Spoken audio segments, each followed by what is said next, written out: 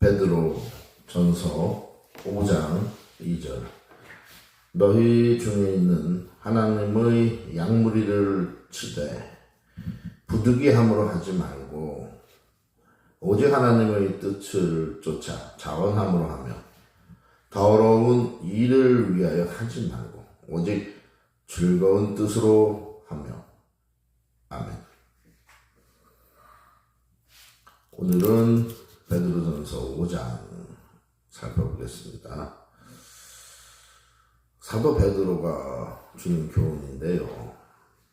물론 성령의 감동 감화로 주는 교훈이므로 하나님 아버지 주님의 교훈이라고 할 수 있죠. 너희 중에 있는, 우리 중에 있는, 우리가 교회에 속해 있다면 우리가 속해 있는 교회 중에 있는 이런 뜻이겠죠. 혹은 광범위하게 보자면 우리가 살아가면서 만날 수 있는 모든 믿는 사람뿐만 아니고 안 믿는 사람들까지도 확대 해석해야 될 필요가 있겠습니다. 왜냐면 결국 모든 사람들은 하나님께서 창조해 주신 귀한 하나님의 자녀 삼으시려고 이 땅에 창조해 주신 거죠. 그러므로 궁극적으로 모든 우리의 이웃들은 타인 남들은요 다 양물이라고 보면 되겠습니다. 하나님의 속한 존재들, 영혼들이죠. 그렇게 타겟으로 삼고 전도하고 사랑해야 되지 않겠습니까? 예. 그래서 너희 중에 있는 하나님의 양무리를 치되, 그러나 쫓기는 교회 안에서겠죠. 양무리를 치되 양떼를 쳐라. 양떼, 하나님의 자녀들이죠. 하나님의 백성들입니다. 네. 양무리를 치되, 그 치다라는 말은 결국은 양무리 떼를 위하여 섬기고 일하라는 거죠. 무슨 일이겠습니까? 구체적으로는 뭐 육적인 물질적인 섬김 봉사라기보다는요, 여기 양무리를 치라 섬기라는 것은 역시 지금 이게 장로들, 목사들, 지도자들, 즉 하나님의 말씀을 가르치는 자들에게 주시는 교훈이므로 영적으로 잘 가르치라는 거겠죠. 하나님의 뜻이 무엇인지. 그렇게 하되 부득이함으로 하지 말고 억지로 하지 말라는 거죠. 가령 장로가 돼서 목사가 돼서 자기 직분 때문에 즐겁지 않은 마음으로 일하지 말라는 거겠죠. 이 양무리를 치고 섬길 때는요, 그것이 영적 교훈이 됐든 아니면 그들을 향한 봉사, 육적 헌신이 됐든 즐거운 마음으로 자원해서 우러나오는 속마음으로 하라는 것이죠. 억지로 가령 내가 목사니까, 내가 장로니까 이렇게 하지 말라는 거죠. 오직 하나님의 뜻을 쫓아, 그것이 하나님의 뜻이라는 것입니다. 하나님의 뜻은 하나님 아버지께서 우리를 사랑하셔서 우리에게 무언가를 해주실 때 기쁜 마음으로 즐겁게 해주시는 것처럼, 우리를 위해서 일하시는 것처럼 여전히 우리도 그렇게 기쁜 자원하는 마음으로, 즐거운 마음으로, 그런 것이 동기가 돼서 일하는 거죠. 하나님의 일을 할 때는 말이죠. 자, 하나님의 뜻을 쫓아 자원함으로 하며, 바로 우리가 이렇게 하나님의 이 귀한 일에, 섬기는 일에 자원할 수 있는 것은요, 그것이 하나님의 뜻을 쫓아 나오기 때문에 하는 거죠. 예, 하나님께서 그것으로 말했습니다. 부득이함으로 억지로 하는 것이 아니고, 혹은 돈을 생계수단 때문에 직업 의식을 갖고 하는 것이 아닌 자원, 순수 자원하는 마음으로 하라는 것이죠. 예. 더러운 일을 위하여 하지 말고, 여기 더러운 이라고 했는데요, 이 이득이 물질적 이득인데요, 그래서 더럽다고 사도 바울은 표현하고 있습니다. 2000년 전 초대교회에도 벌써 그 장로들, 감독들, 지금 목사라고 볼 수 있겠어요. 감독들은 목사나 감독들에게 주는 임금이 있었다는 거죠. 수고비, 사례비가. 그것을 오늘날 목사들, 대부분의 목사들처럼 당연한 교회의 자기들의 몫으로 생각할 수 있는데도 불구하고 사도 바울은 그것을 더럽다 라고 표현하고 있습니다. 이 말씀은요, 그 교회에서 받는 자기의 봉사, 헌신, 섬김에 대한 이 사기, 임금이 돈이 마음입니다. 그것만을 목적으로 할 땐 더러운 이가 된다는 거죠. 더러운 물질, 돈. 그러니까 자원에서 기쁜 마음을 할 때 부수적으로 나오는 이 상급이라고 할 수 있을까요? 아니면 생계수단이라고 할 수 있을까요? 이런 물질은, 돈은 굳이 더러운 건 아니겠죠. 그러나 이것이 목적이 될 때는, 이 물질이 돈이 목적일 때는 그것은 이미 더러운 돈이 된다, 물질이 된다는 거죠. 동기가 불순함으로 그런 거겠죠. 그러나 가장 좋은 것은 사도 바울도 이런 주장을 했죠.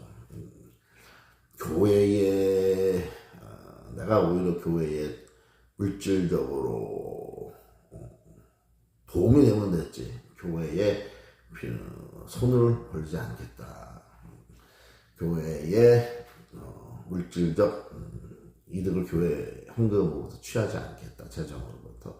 그래서 사도 바울은 자기 스스로 천막 만드는 텐트 메이킹 일을 했죠. 사도 바울이 이 텐트 메이커라고 합니다. 그래서 오늘날도 이 텐트 메이킹 운동이 전 세계적으로 일고 있죠. 하나님의 종은 직업이 아니다. 우리가 텐트 메이킹을 하면서 각자 생계 수단을 가지고 열심히 세상에서 땀 흘려 일하면서 오히려 그 돈으로 교회를 섬기자. 교회에 헌금 내고. 이것이 바로 사도 바울의 텐트 메이킹 정신이겠죠. 근데 여기 사도 베드로도 우리가 흔히 사도 바울보다는 더 보수적이라고 생각할 수 있는 유대인, 이 사도 베드로가 유대인 사역을 주로 했던 베드로조차 이렇게 얘기하고 있습니다. 더러운 일을 위하여 하지 말아라. 이 말씀의 깊은 내면적 의미를 보자면요, 교회에서 삭스를, 임금을 바라지 말라는 내면적 표현도 있습니다. 무슨 말이냐면요, 하나님의 집에서 목사나 장로로 봉사하고 일하고 섬길 때는요, 양떼들을, 성도들을 섬길 때는 이것을 통하여 직업, 생계수단을 하지 말라는 거죠. 생계수단을 하지 마. 너희가 얼마든지 일할 너희 생계 일용을 양치 벌 수 있다. 하나님께서 주신다. 열심히 땀 흘려 일해라. 그리고 그냥 세상 일도 하면서 하나님 일에 하라는 거죠. 이것은 오늘날 굉장히 귀감이 됩니다. 오늘날 웬만한 성직자라고 불리는 목사들은, 세상 장로들은 물론 틀리지만 오히려 거꾸로 장로들은 세상에서 성공해서 돈이 많아서 헌금을 많이 내야 장로직을 받는 이런 세태가 됐죠. 참으로 아이러니한 세태입니다. 그리고 또 목사들은 너무 세상에서 일을 하지 않고, 사모는, 그러니까 목사의 아내는 일할 정도는 목사는 일을 하면 안 된다는 의식, 자기는 성직자라는 의식. 사실은 이 성경을 제가 읽어봤지만 성경에서 성직자라는 표현 단어는 못 본 것 같습니다. 무슨 신부나 목사가 성직자다? 죄송하지만 성경에서는 그런 표현을 쓰지 않는 걸로 알고 있습니다. 왜냐하면 성직자라는 것은 거룩한 직업을 행하는 사람이라는 얘기인데, 이미 하나님의 종은 거룩한 일은 맞지만 직업은 아닙니다. 직업은 생계를 위해서 하는 게 직업이잖아요. 우리 성도들은요, 다 같이 성스러운 하나님의 일에 참여하는 사람들이 되어야 됩니다. 동역자가 되어야 되는 거죠. 성스러운 일을 하는. 양무리를 치고 섬기는 것은요, 목사, 장로, 권사, 안수 집사들만의 일이 아니고요, 성령이 임한, 성령 충만한 모든 성도들의 본분이라고 믿습니다. 다만 여기 특별히 장로들에게 주는 사도 베드로의 교훈이지요. 장로, 목사, 영적 지도자급 되면은 이런 것에 명심해라 이런 말이죠. 우리 그리스도인들 성도 특별히 성령 충만해서 하나님의 일을 사모하고 또 당연히 의무적으로 책임적으로 해야지만 되는 우리 모두에게 주시는 말씀이라고 볼 수 있겠죠. 이런 사명감이 있어야 되겠습니다. 그러나 이런 사명감으로 하는 일을 할 때 돈, 더러운 이 물질을 위해서 하지 말고 오직 즐거운 뜻으로 하며 아멘. 여기까지죠. 2절이 오직 즐거운 뜻으로 하라. 사도 베드로는요 장로들에게 이런 말씀 주죠. 오직 즐거운 뜻으로 하라. 즉 자원해서 하나님의 일이 너무 좋아서 예배도 마찬가지지요. 우리가 예배를 사모하면요 예배는 더 이상 의무나 짐이 아닙니다. 일주일에 한 번만 하는 주일 행사가 아니죠. 예배가 날이면 날마다 매일같이 하루에 막 2번도 3번도 드리고 싶은 끊임없이 드리고 싶은 내 삶 자체가 예배가 되고 싶을 정도로 그러나 직접적인 예배를 의미하는 겁니다. 저는 뭐 우리 삶이 예배라고 주장하면서 예배 안 드리려고 하는 사람도 있어요. 우리 삶의 예배라는 것은 삶으로 우리 삶의 순종함으로 하나님을 기쁘게 해드리는 그 산제사를 의미하는 거죠. 세리머니 형식을 갖춘 하나님께 대한 찬양이 있는 찬송이 있고 기도가 있고 공중기도가 있고 말씀 선포가 제단으로부터 퍼져 나오는 선포가 있는 이런 직접적인 형식을 갖춘 여러 사람들이 최소한도 2사람 이상 모여서 공중적으로 퍼블릭하게 행하는 이런 공중 예배 대예배가 우리 삶에 날마다 있어야 된다는 얘기죠. 왜? 믿는 사람들의 세력이 왕성해지고 하나님께서는 무리와 군중의 대중의 민족의 나라들의 열방의 전세계 사람들에게 찬송받으시기 합당한 즉 경배 예배 받으시기 합당한 하나님 오직 유일무이한 하나님이시기 때문이죠. 그러면 저희 겸손한 교회도 이런 공중 예배에 힘쓰려고 합니다. 목사, 장로 없어도 됩니다. 사실 그건 성경에 그렇게 되어 있어요. 목사, 장로가 예배의 필수 조건 아닙니다. 오늘 현대인들은 목사가 없으면 예배가 안 되는 것처럼 생각하는데 죄송하죠. 굉장히 잘못된 믿음이죠. 굉장히 잘못된 신앙입니다. 여기 성경에서 어떻게 가르쳐주고 있습니까? 우리 2-3사람 믿는 곳에 함께 하신다. 주님께서 2-3사람 됐으면은 2사람 이상 됐으면 공중 예배를 드려라. 오직 목사가 있어야지만 장로가 있어야지만 예배 드릴 수 있다고 그렇게 주장합니까? 성경에서. 자, 우리 겸손한 교회는요, 지극히 정상적인 초대교회, 성경적 교회입니다. 그러나, 목사, 장로, 전도사 같은 그런 사람, 직분을 가진 사람들이 꼭 없어야 되는 것도 아니죠. 생기면 그것도 좋은 거죠. 전문적으로. 성경을 공부하고 설교해 가르쳐 줄 수 있는 사람. 우리는 그런 것들도 꿈꿉니다. 어떠한 편견도 없고, 다만, 성경에 기반을 둔 진실된 진실교회면 되죠. 예. 악으로 치닫지 않고 비성경적으로, 비윤리적으로, 비도덕적으로 빠지지 않는 겁니다. 자, 이 문단을 살펴보면요, 이 사도 베드로는 너희 좀 장로들에게 권한다고 해서 교훈을 장로들에게 특별히 주고 있습니다. 그리고 자기 자신도 베드로 자신도 장로라고 주장합니다. 그리고 예수님 편안의 증인이라고 베드로가 주장하죠. 그리고 또 앞으로 나타날 예수님의 영광에 참여할 동참할 자다. 우리가 다 그렇습니다. 우리 성도들이 예수님의 영광에 동참 참여할 자들입니다.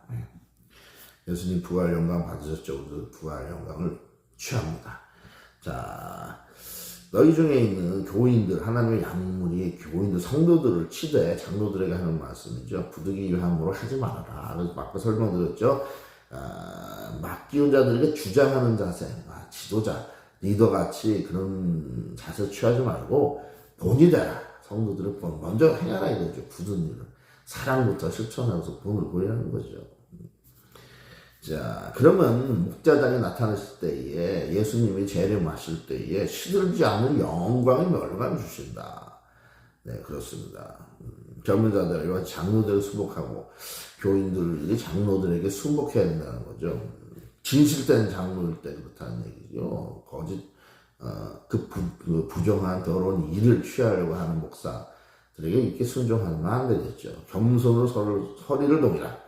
교만한 자를 하나님은 싫어하신다. 대적하신다. 그러나 겸손한 자들이 은혜를 주신다. 자, 아멘. 이렇게 사도 베드로의 권면이 끝납니다. 자, 권면이 끝나는데 목사나 장로들도 결국은 겸손한 자세, 종의 자세로 진실된 사랑으로 섬기라는 거겠죠. 네, 그것이 우리 성도들에게 주는 교훈입니다. 장로, 목사뿐만 아니고요. 잠시 기도하겠습니다. 하나님 아버지 감사합니다. 오늘 사도 베드로의 이 권면 교훈 통해서요.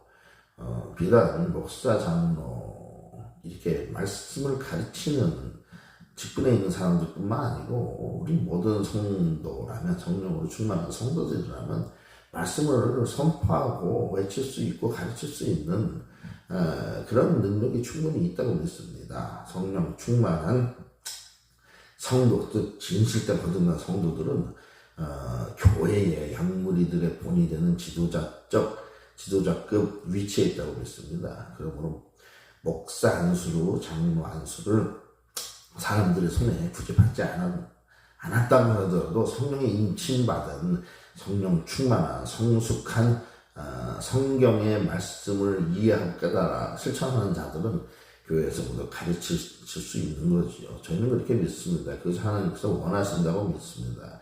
그러나 그런 가르치는 일을 행하고 양무리를 섬길 때 돈 때문이 아닌 자원해서 하나님의 뜻에 순종하는 마음으로, 자원해서 즐거운 마음으로 하나는 교훈을 얻었습니다. 우리 겸손한 교회가 그런 교회가 될 수 있도록 성령께서 다시 한번 인쳐 주시옵소서. 우리 구주 예수님의 이름으로 기도하옵나이다. 아멘.